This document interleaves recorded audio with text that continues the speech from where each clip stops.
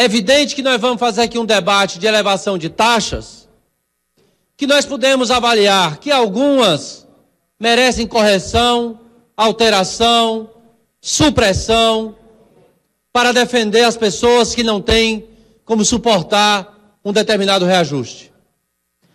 Mas também tem abertura na oposição para admitir que tem taxas que são justas.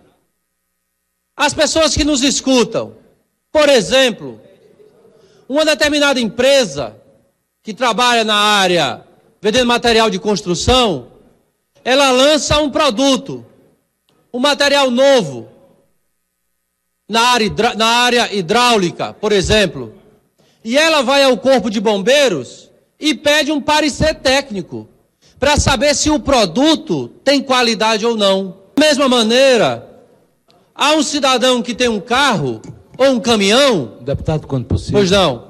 E ele para um caminhão no meio de uma avenida e ele nem liga se aumentou o engarrafamento, se não aumentou o engarrafamento, se está dificultando a vida da cidade. Ele acha que tem o direito de parar no meio da via e aí tem que se multar esse carro e tem que mandar um reboque tirar o carro. Aí o valor do reboque não paga o reboque efetivamente que vai tirar o carro dele.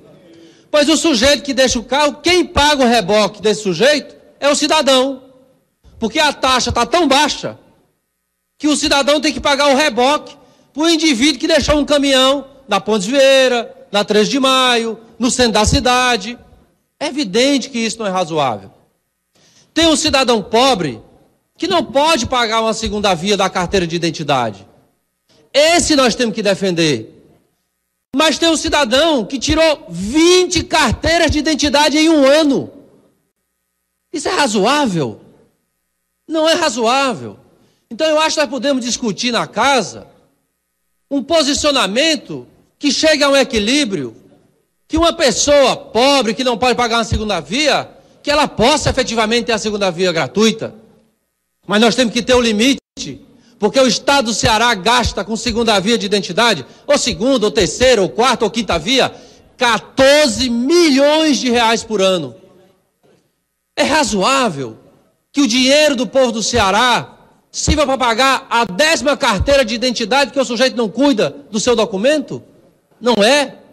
Mas é razoável garantir a segunda via de identidade para a pessoa pobre que não pode pagar uma segunda via. Daí eu penso que nós podemos, situação e oposição, buscar encontrar equilíbrio nessas matérias. Como é razoável nós pensarmos que tem um produtor na bacia leiteira do Ceará que mesmo na seca aumentou a produção de leite.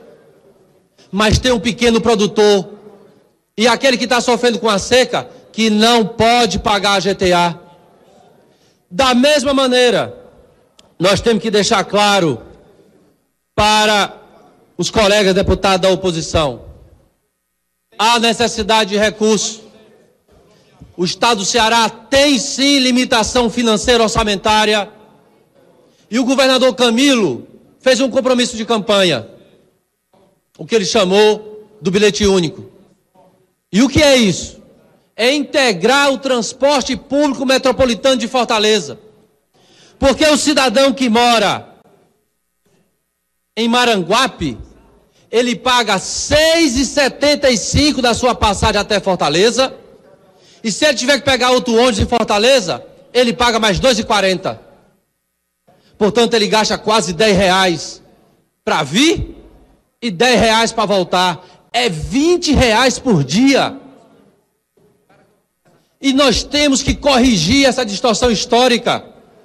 Quem vem de Maracanaú paga R$ 3,20 e paga mais R$ 2,40. E o Detran veio a essa casa, nós fizemos uma audiência, e o Detran quer instalar a integração do transporte metropolitano de Fortaleza ainda em dezembro. Mas precisa de 50 a 60 milhões de reais para que o cidadão possa pagar uma única passagem.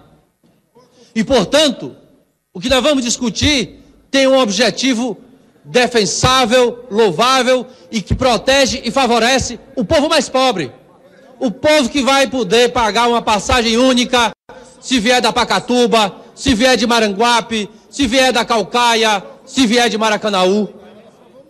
E penso que tanto nós, que somos da base do governo, como os que são da oposição, podemos ter a capacidade de dialogar. Deputado Eumano, quando possível. Pois não. Deputado Eumano Ferreira Aragão, quando Assim puder. possível. Como tem coisa boa, que eu sei que vai ser unanimidade nessa casa. Uma pessoa que tem multa no Detran, que tem dívida tributária de PVA, ela vai ter, se ela tiver uma dívida de R$1.000, ela estará isenta de pagar esse valor. E se for 1.200, ela deixa de pagar 1.000 e pagará só os 200 restantes. É um benefício importante. E mesmo assim, para garantir a integração do transporte metropolitano de Fortaleza. Eu considero, portanto, que nós podemos realizar nessa casa o que vimos no dia de ontem, do deputado Roberto Mesquita disputando, defendendo e negociando e conquistando, como viu o deputado Aldique, como vi deputados em outras matérias, deputado Moisés para defender a agricultura familiar junto à DAGRE e negociar e nós aprovarmos. E eu penso que nós podemos fazer da mesma maneira, no que diz respeito à taxa, nós da base do governo, abertos a ouvir e a considerar emendas que a oposição possa apresentar, como também da base. E a oposição admitir que tem coisas importantes para garantir um transporte metropolitano integrado que favoreça ao povo mais pobre da região metropolitana.